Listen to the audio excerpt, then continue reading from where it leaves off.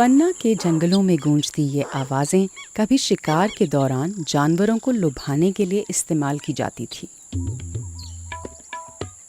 आज यही आवाज़ें पर्यटकों में जागरूकता लाने का काम कर रही हैं।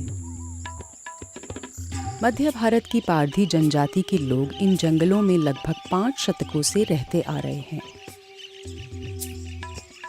किसी ज़माने में बड़े बड़े महाराजा और ब्रिटिश अधिकारी इन्हें बाघ और तेंदुए जैसे बड़े प्राणियों पर नज़र रखने के लिए रखा करते थे।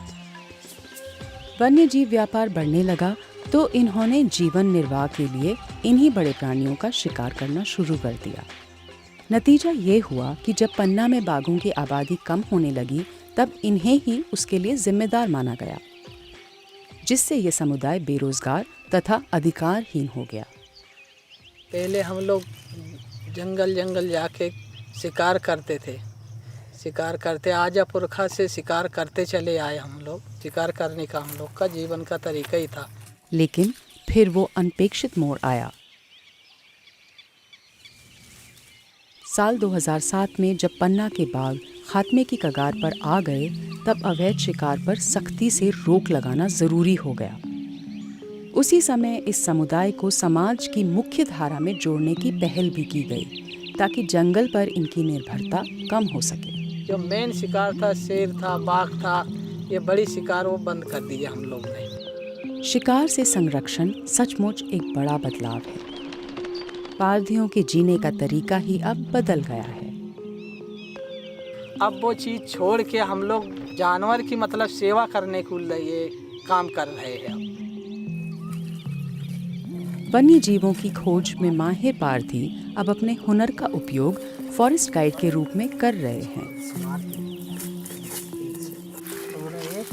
पाँव से, दोनों पाँव से करता है, पीछे वाले पाँव से इनसे और ये इधर से इनसे गया है। ये बहुत पुराना है, नया वाला नहीं है, पुराना है।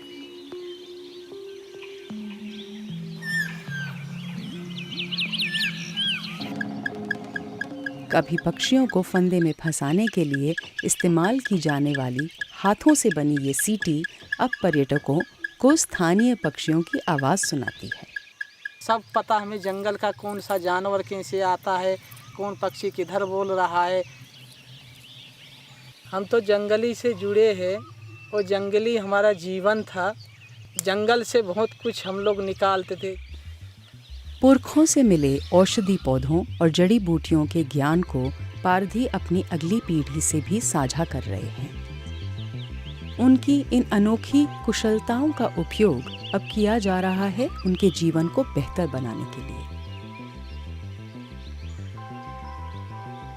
जन्म से ही जंगल से जुड़े ये वनवासी अब अपना परंपरागत ज्ञान जंगल और वन्य जीवों की सुरक्षा के लिए इस्तेमाल कर रहे हैं।